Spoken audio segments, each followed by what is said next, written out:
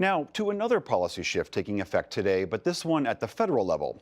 Starting today, transgender individuals may openly join the U.S. military. This despite stiff opposition from President Trump, who tweeted last July that he would not accept or allow transgender individuals to serve in any capacity. Since then, several federal courts have rejected that position, and the Justice Department said Friday it will allow transgender individuals to serve pending the results of a Pentagon study that's currently underway. Back in May of 2016, during the Obama administration and before any of these other developments, we reported on what this shift in military policy could mean for supporters and critics alike. Tonight, we take a reprise look at that story. In 2014, Lieutenant Blake Dreeman was going to be one of the first women to serve on a U.S. Navy submarine. We got invited to the White House, and this is me with the President and all the first 24 females on the submarine. But by the time that vessel launched in late 2013, Blake was physically transitioning to the male gender and giving himself weekly hormone injections. I did my first shot the week before we got underway, and I took him underway with us. Blake is a transgender man. His sex at birth was female, but he's long identified himself as male. I probably knew when I was like 5, right, that something was amiss. But, you know, you grew up in the church, you grew up in Bible college, that type of environment, and you just learn to ignore it. In 2016, Blake was stationed at the Pentagon. He said most of the other officers treated him like any other colleague. The senior officers have been very receptive about it. I mean, I've talked to all kinds of them for sometimes an hour or an hour and a half at a time, just kind of answering questions. And, you know, if you ask, I'm very open. The tide has slowly been turning for transgender service members like Blake.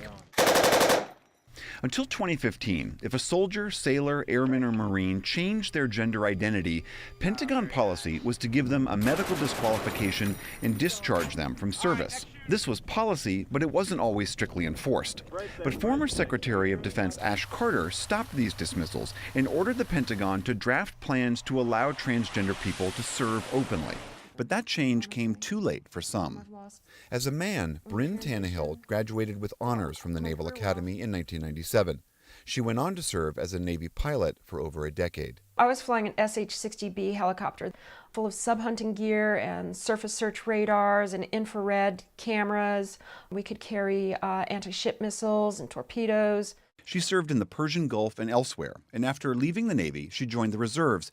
But she soon realized she couldn't keep flying. I left the military in 2010, left the reserves, because I was dealing with gender dysphoria. I was dealing with the fact that I did not identify with the gender I'd been assigned at birth. Back in 2016, Tannehill was a military consultant. In her free time, she makes her own medieval-style body armor and participates in popular one-on-one mock combat.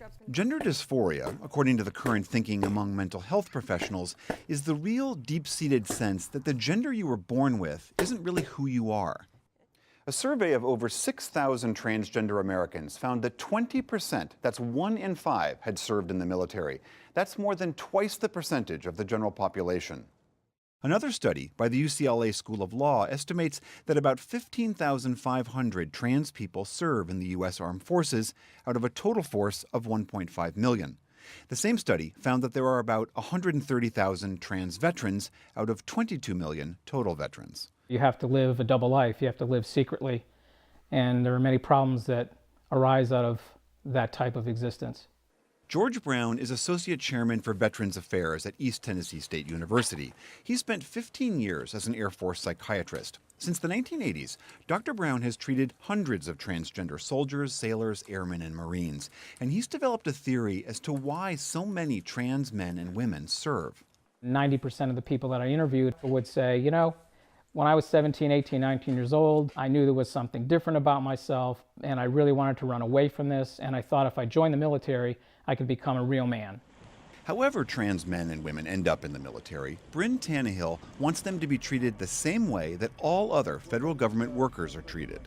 The federal workforce already has policies in place that allow other federal workers to transition, to change their names, change their gender markers, to use bathrooms, to use locker rooms.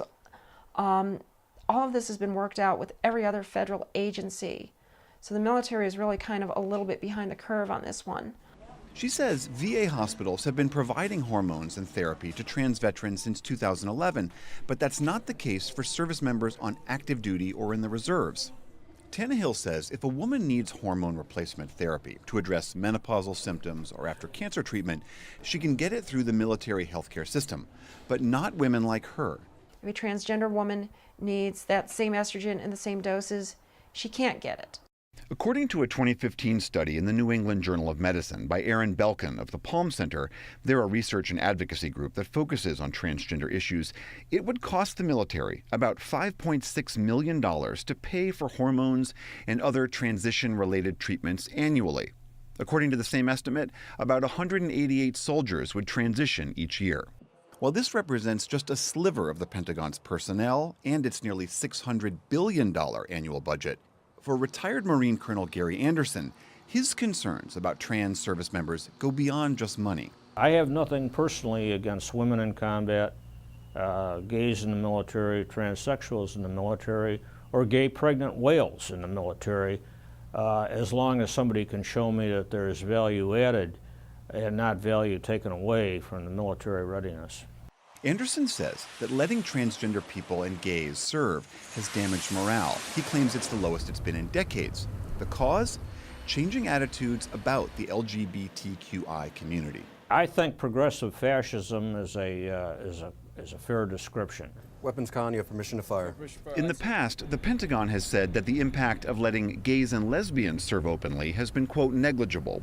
But Anderson also says that transgender service members present logistical challenges. Will there be a requirement for a third bathing and sanitary facility aboard submarines, on fire bases and so forth? We got stalled. We're mature enough to not, you shut the door. Everybody knows it's not like there's any secret about what's going on when you walk into the bathroom. According to the Palm Center, 18 countries, including Canada, the UK, and other NATO allies, have allowed transgender soldiers to serve. And Tannehill says there's no evidence those militaries suffered any problems or setbacks.